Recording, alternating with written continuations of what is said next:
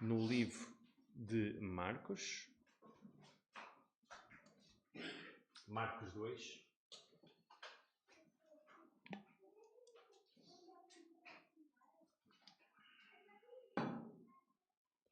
Marcos 2, versículo 13 a 17. Eu achei oportuno, já que falhámos durante este mês o estudo do livro de Marcos em algumas partes, e gostava de focar neste tema que é Jesus, o amigo dos pecadores. Nós, ao longo deste culto, vários foram os hinos onde nós falámos sobre o amor de Cristo. E há bocado lemos sobre o amor de Cristo no livro de Romanos. E hoje vamos ver o amor de Cristo por aqueles que, aos olhos da sociedade, não mereciam esse amor, não é? Então vamos ler a palavra do Senhor. Marcos 2, 13 a 17.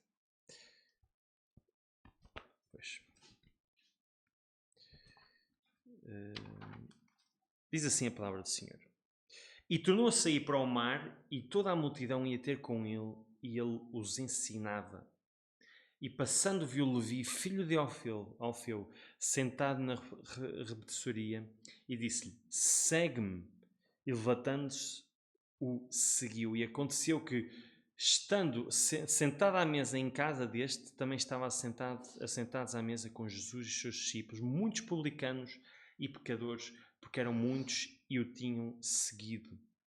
E os escribas e fariseus, vindo comer com os publicanos e pecadores, disseram aos seus discípulos: porque come e bebe ele com os publicanos e pecadores?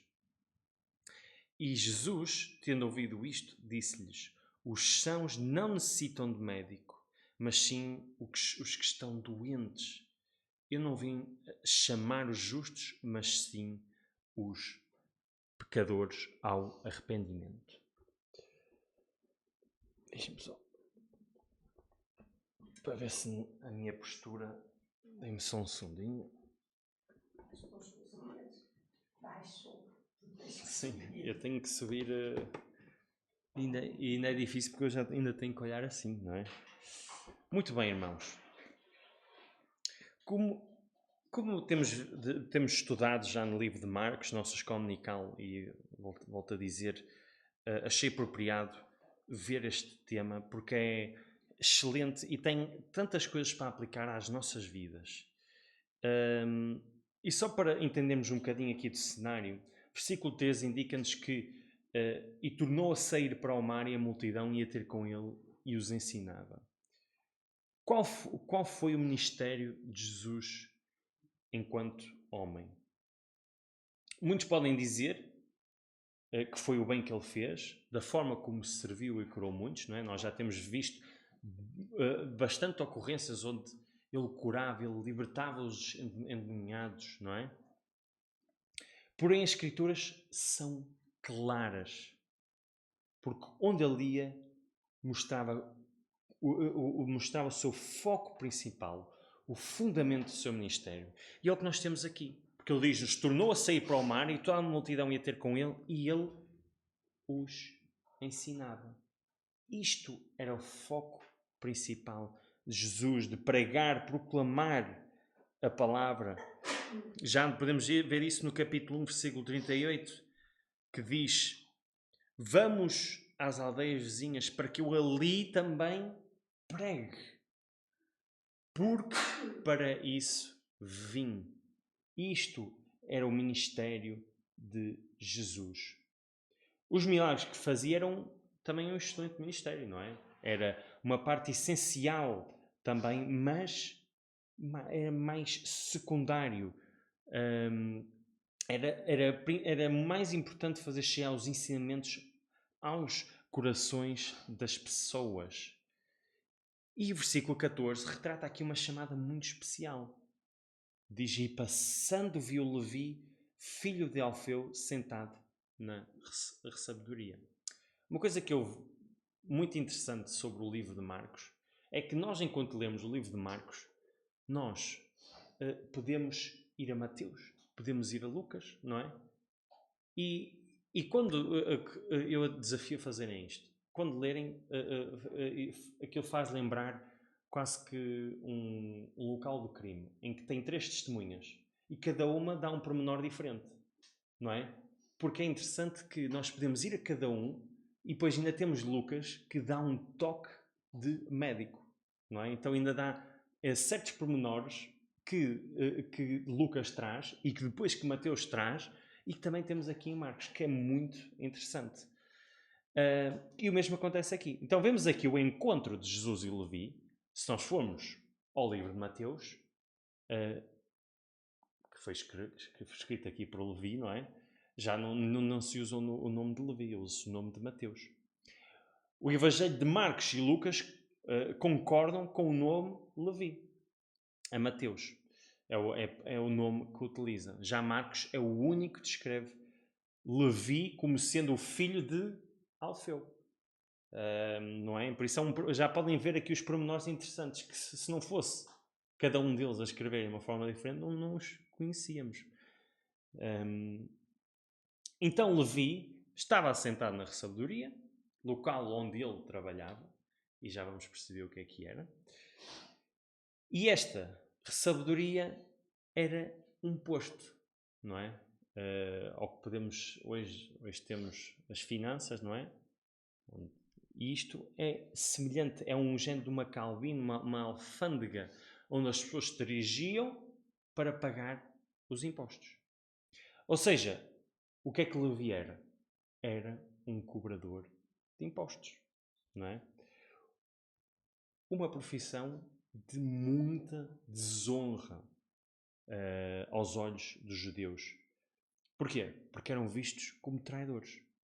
E algo ainda pior, extorquiadores, não é? Porque eles roubavam o povo de várias formas.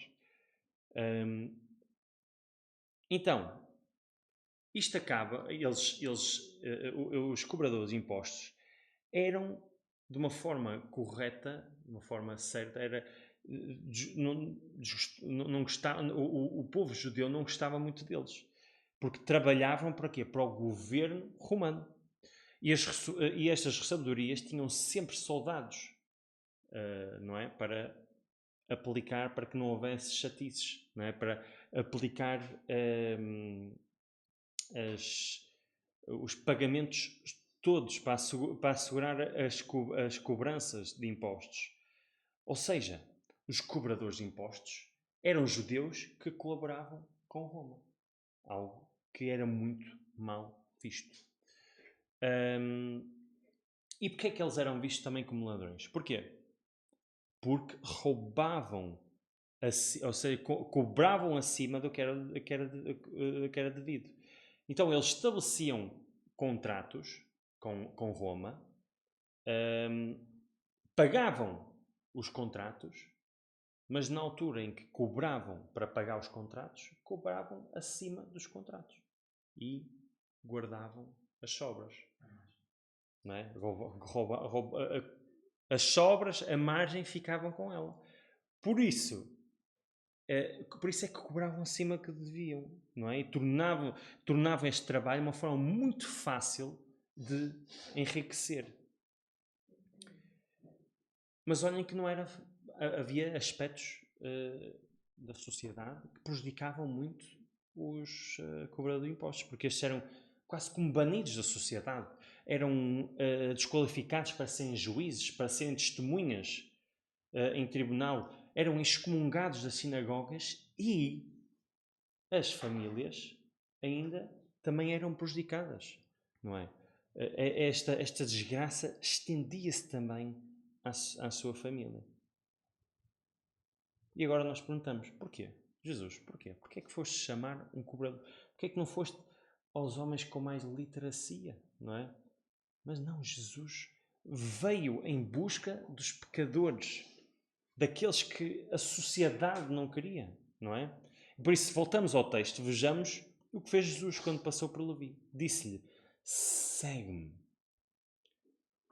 Então, percebemos as implicações do que Jesus fez. Ele amou e chamou para fazer parte do seu ministério alguém odiado pela sociedade. E o que é que fez Levi? Ele, levantando-se, o seguiu. Mateus, Levi, respondeu ao convite de Jesus, seguindo-o, deixando assim o seu trabalho de cobrador de impostos. E olhem que esta decisão de Mateus não foi fácil. Não é? Pedro, não concordam que Pedro se calhar teve uma decisão mais fácil de decidir a Cristo, não é? Que ele era pescador, não é? É fácil deixar as redes e só uma coisa correr mal, a voltar, não é? A exercer a profissão. É fácil. Mas no caso de Mateus, uma vez deixando o seu emprego, dificilmente conseguiria voltar a exercer o seu cargo. Pois, era um emprego desonroso, mas, como devem imaginar, há muita gente à procura de enriquecer, não é? E não era propriamente um trabalho fácil de alcançar. Havia muita procura. E provavelmente Roma não estaria mais interessado de se envolver com alguém que deixou o cargo. Voluntariamente. Isto faz-me lembrar certas palavras de Jesus em Lucas 9:23. Eu acho que não expus ali, mas eu vou ler para vós. E dizia a todos: se alguém quer vir após mim, negue-se a si mesmo e tome cada dia a sua cruz e siga-me. Mateus, a fim de verdadeiramente seguir a Cristo, não podia continuar num ofício que acham que cobrador de impostos ia ser um bom testemunho? Não é? Alguém estar com Jesus que ativamente é um cobrador de impostos, que continua a cobrar, não é? Excessivamente, a roubar o seu próprio povo, que testemunho? Não é? Quem é que queria fazer parte de um mestre assim? Não é? Que permitia estas coisas? Não é? Não.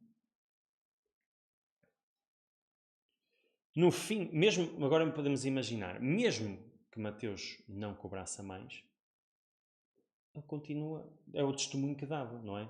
Mesmo que ele fizesse tudo certinho, o ser cobrador de impostos tinha uma má reputação e isso era um mau testemunho. Pois, no fim, foi um sacrifício para Mateus de deixar para trás uma vida de conforto momentâneo. Ele, ao que tudo indica, era uma pessoa abastada. E neste momento em que seguiu a Jesus Cristo, ele deixou isso. Não é? Deixou isso para trás. Deixou o conforto momentâneo a fim de ir em busca da riqueza eterna, da vida eterna em Cristo. E nós somos chamados a fazer o mesmo sacrifício hoje. Não é? Seguir a Cristo não é fácil. Requer sacrifício. Requer carregar cada dia a cruz, não é? Cada um a sua cruz. É ver uma vida de sacrifício para Cristo, para o Senhor. E continuando, Jesus foi como um bom pastor à procura de uma ovelha perdida. E reparem que Mateus, nesta imagem, a ovelha não hesitou em seguir o seu pastor. Vou ler isto bem.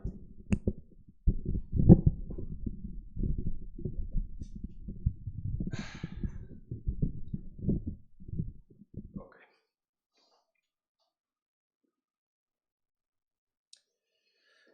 Então, Mateus não hesitou em seguir o seu pastor. Maravilhosa é a graça de Jesus, que não olha para o status social, não é?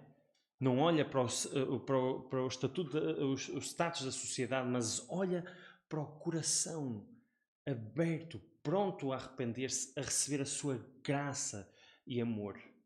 E a decisão de seguir a Cristo, a Jesus, é uma manifestação de arrependimento, não é?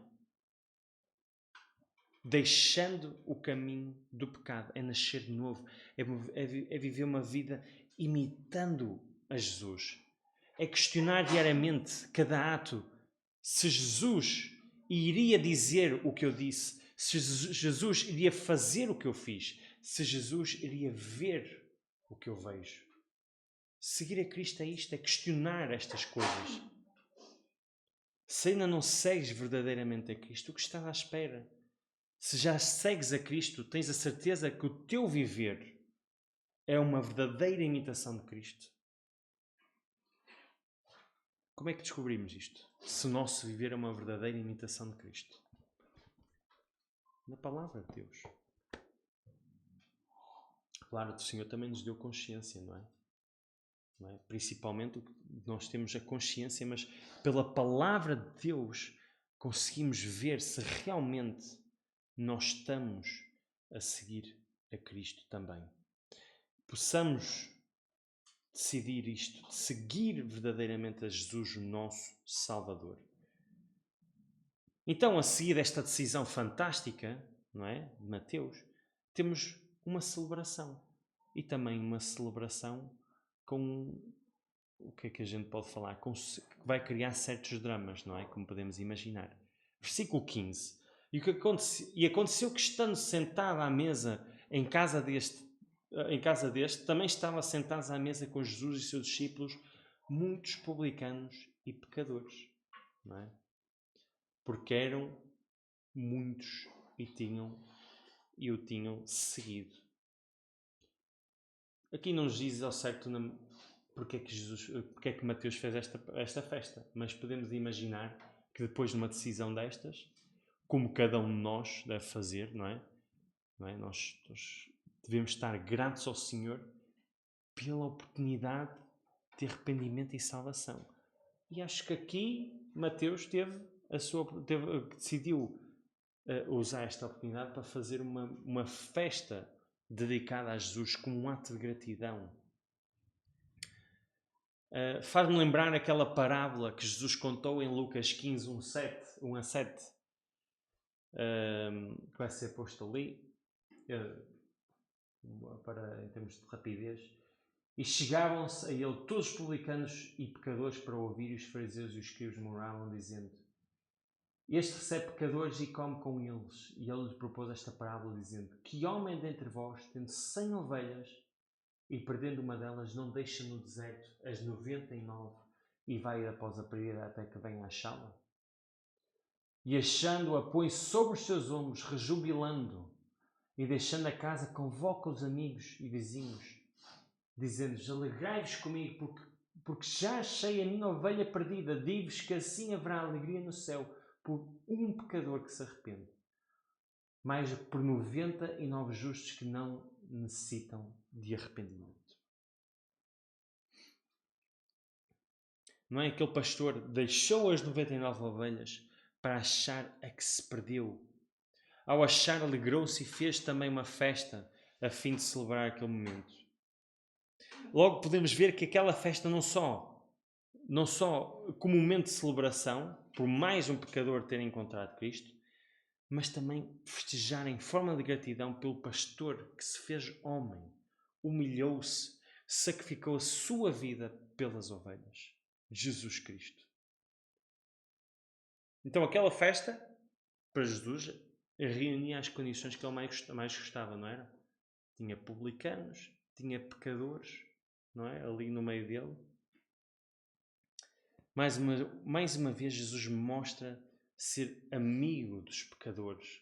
Não é? Todos estes que são os publicanos que são completamente negados pela sua sociedade, não é? E, como podemos ver, estes que estavam com Jesus responderam muito bem. Porque, olha, eram muitos e o tinham seguido. Versículo 15, final do versículo 15. Outro aspecto sobre Jesus que vimos com Mateus e que vemos aqui novamente, qual é? É que Deus não faz acepção de pessoas. Tanto da forma... Não é? Nós vimos recentemente no livro de Pedro, vimos que Jesus não faz exceção de pessoas quanto no seu julgamento, não é? Vai julgar da mesma forma todos. Mas o mesmo aplica-se na graça de Jesus, que é alcançável para todos. Com isto é importante percebermos que nós somos chamados também a sermos pescadores de homens, não é? E da mesma forma não devemos fazer acepção de pessoas, pois todos estão ao alcance da graça de Deus, mas nem todos a vão querer receber. De qualquer forma, devemos partilhar, independentemente seja da cor, seja do estatuto social, etc. Por isso, sejamos fiéis a este mandamento do Senhor. Não é? Então, este momento de celebração trouxe algum drama. E o drama encontra-se no versículo 16. E os escribas e fariseus, vendo-o comer com os publicanos e pecadores, disseram aos seus discípulos: por que come e bebe ele com os publicanos e pecadores? Podemos dizer que alguns destes escribas e fariseus poderiam ser aqueles que presenciaram a cura do paralítico, que já vimos aqui em Marcos 2,6.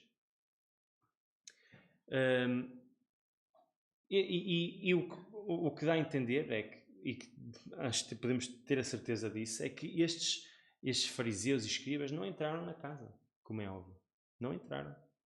Eles pertenciam a grupos religiosos zeladores da lei. Por isso procuravam separar dos pecadores, não é? Jesus era completamente contrário. Não é? Engraçado. Quão fantástico é o Senhor. Para estes grupos religiosos, os pecadores eram todos aqueles que não cumpriam a lei, obviamente. Para estes grupos, tocar ou estar na casa podia-lhes tornar impuros. Por isso é que eles se separavam-se ao máximo. Podemos ver isso em Levítico 5, 2-3. Diz assim: ou quando alguma pessoa tocar em alguma coisa imunda, seja corpo morto de fera imunda, seja corpo morto de animal imundo, seja corpo morto de réptil imundo, ainda que não soubesse, contudo será ele imundo e culpado. Ou quando tocar a imundícia de um homem, seja qualquer que for a sua imundícia, com que se faça imundo e lhe for oculto, e o souber depois, será culpado. Por isso é que questionavam Jesus, não é? Jesus, porque muitos destes viam Jesus, viam os quantos seguiam Jesus, viam Jesus como um mestre, não é? Então, no entanto, para Jesus era possível ficar imundo? Para Jesus? É possível? Estar no meio daqueles pecadores e também ficar imundo e ter que fazer todos aqueles rituais para se libertar da imundícia? Não. Pois ele era puro. E pelo contrário, ele purificava as vidas daqueles no seu meio. Era a cegueira do zelo pela lei que não permitia àqueles grupos religiosos ver quem realmente Jesus era, levando-os antes a questioná-lo. Possamos evitar este erro de questionar as ações de Deus, mas antes alegrar-nos da sua maravilhosa graça. A resposta de Jesus é fantástica, como sempre. Em Mateus 9:11 vemos que a pergunta que os fariseus fizeram e os escribas foi dirigida aos discípulos. Porém, foi o mestre que respondeu. Não sei se como podemos ver, por isso eu disse no início. É interessante, se não fôssemos, enquanto estamos a ler, não fôssemos tentar procurar nos outros livros, aqui não temos essa perspectiva. Mas vamos ao livro de Mateus, já temos. E os fariseus, vendo isto, disseram aos seus discípulos. Já aqui é diferente. Diz que Jesus, ouvindo, ou anteriormente, não diz exatamente a quem... por acaso, acho que este foi um erro meu. Vou retirar. Aqui no livro de Marcos diz. Diz aqui mesmo. Eu por acaso não reparei. E os escribas, no versículo 16 diz: e os escribas e fariseus, vendo-o comer com os publicanos e pecadores, disseram aos seus discípulos. Ainda bem que eu corrigi. Ok? Já vou a tempo de corrigir, porque depois eu tinha que meter outro vídeo no YouTube. Ia ter que chamar os dois jovens. Malta, venham, vamos ter que gravar um vídeo. Pedir desculpas. Muito bem. Então, a resposta de Jesus pode ser dividida em duas partes. Então diz o seguinte. A primeira parte acho que é bastante direta para todos. Acho que percebemos, não é? Que os sãos não necessitam de médico, mas sim os que estão doentes. Todos nós, em 2024, já chegamos a essa conclusão, não é? Mas, a que nível é que se refere esta doença? Refere-se ao nível espiritual. Jesus é o médico dos médicos. O perfeito médico para a nossa alma. que nos dá o perfeito diagnóstico e cura completa dos nossos pecados. Ele é um médico sem lista de espera, não é? Fantástico. Não é? Hoje é uma chatice que até para se arranjar uma consulta até no privado a gente tem que esperar quase um mês, não é? Aqui não, Jesus não tem lista de espera, está sempre disponível, não tem tabelas de preços nem comissões, nada, é gratuito. E continuando a passagem, em segundo lugar, a segunda parte, Jesus faz uma menção aos justos e pecadores. Como podemos imaginar, quando ele disse, os sãos não necessitam de médico, mas sim os que estão doentes, eu vim chamar os justos. Eu não vim chamar os justos, aqueles, os fariseus já deviam estar. Pois, já deviam estar ali, porque, não é?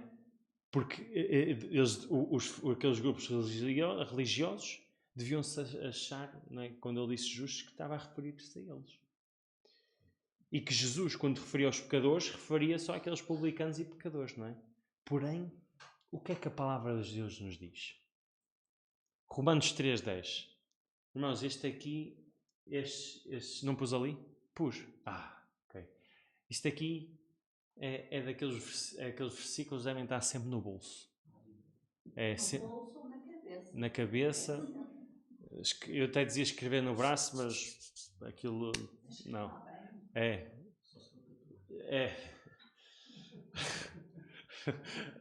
Há uma dezena deles. Não há um justo nenhum sequer, não é? E outro que deve estar no bolso, Romanos 3,23, porque todos pecaram e destituídos estão da glória de Deus. Eu digo já que estes dois versículos são essenciais para o evangelismo, são ótimos para se usar, porque muitos, como já devemos imaginar, muitos acham-se justos, não é? Muitos acham que não precisam do Salvador, que não é? Que não têm pecado, não é? Este é outro. Acho que temos aqui todos. Olha, está ali o Romanos 3,23. Então, olha, é só levar os quadros, não é? Peguem neles e levem. É só isso. É essencial, irmãos.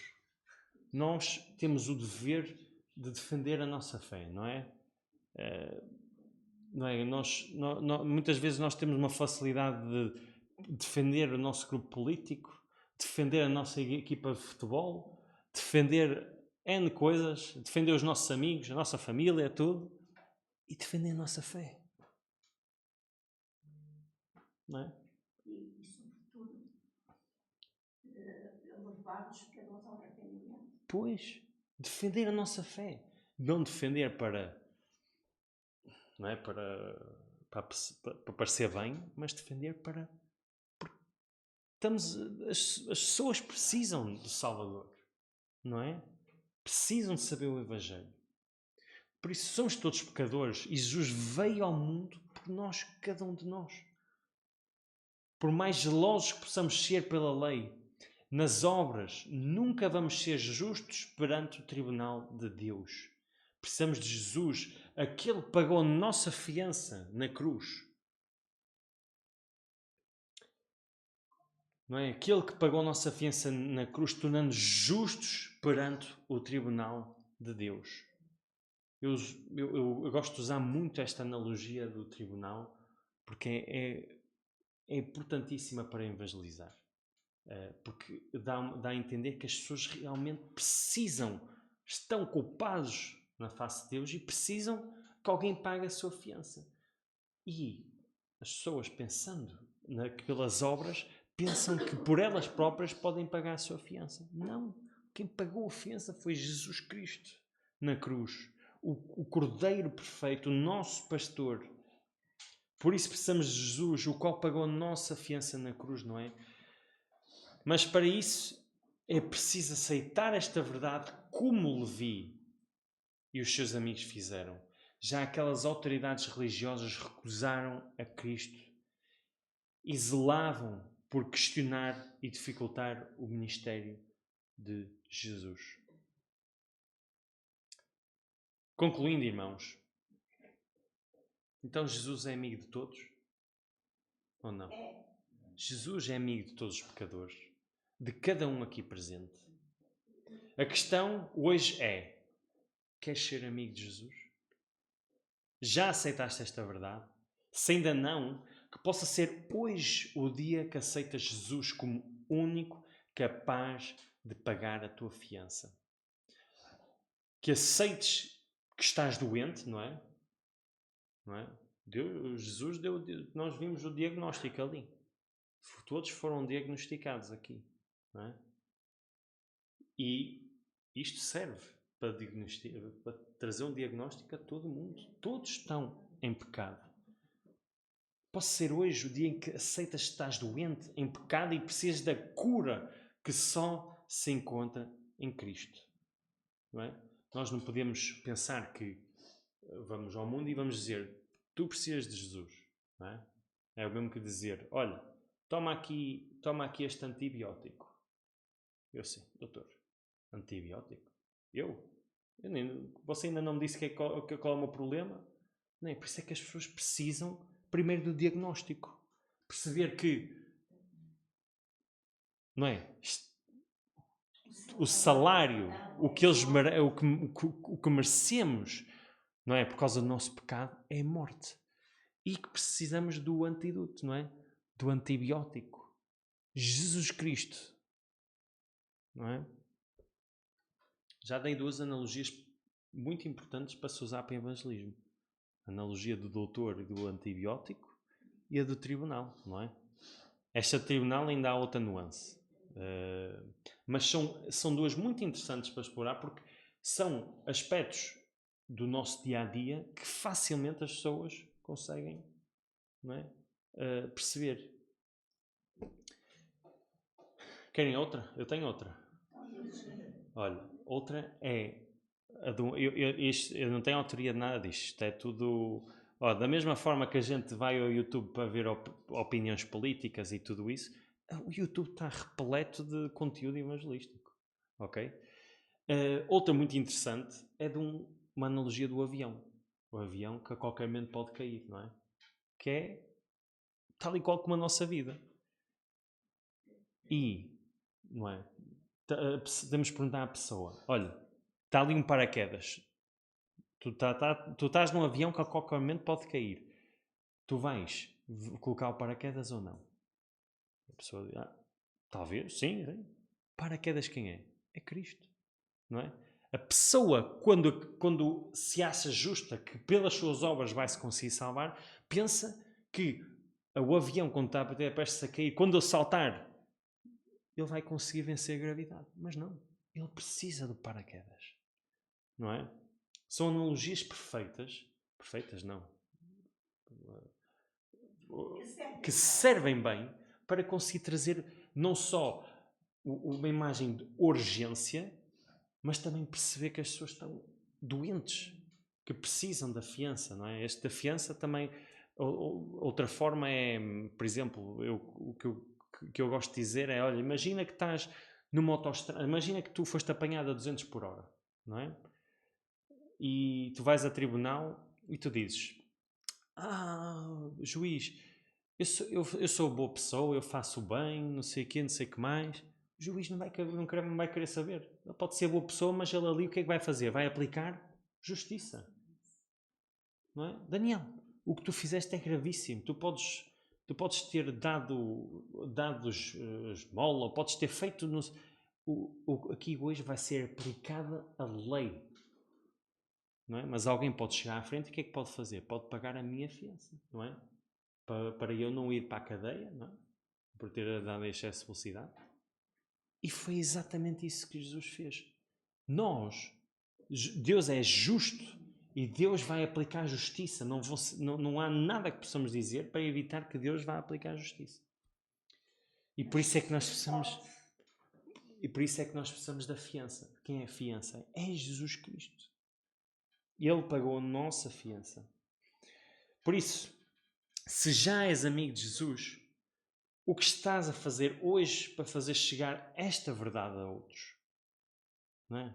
Aos teus amigos, já que estamos a falar de amigos, não é? A fim de sermos verdadeiros imitadores de Cristo, devemos fazer como Ele e servir os outros. Servir os outros é amar o nosso próximo. É considerar onde é que ele vai passar a eternidade. Não é? Eu vou ser honesto, quando partilhar muitas vezes é uma situação muito desconfortável. Não é? A pessoa às vezes chama a atenção de várias pessoas e está ali num momento constrangedor. É difícil, não é fácil. Mas Deus capacita, Deus coloca as palavras na nossa boca e a pessoa, quando luta por saber defender a fé, nada pode. O Senhor vai capacitar, não é? E nesse momento também temos que pensar no outro. Pode ser uma situação desconfortável para nós, mas dura o quê? 1 minuto, não é? Agora pensamos que a situação desconfortável para outra pessoa, o que é que dura? Uma eternidade. Um desconforto que para mim foi 30 segundos, não é? Ou 1 minuto, porque às vezes é assim. Muitas pessoas rejeitam, muitas pessoas às vezes estão com pressa. Mas muitas vezes é assim que uma semente é plantada. Às vezes também é plantada numa hora. Fica-se ali a falar 1 hora, cansa, mas é assim. Por isso, irmãos, é mostrar que também Jesus pode ser amigo do nosso próximo, não é? Amém, irmãos. Isto é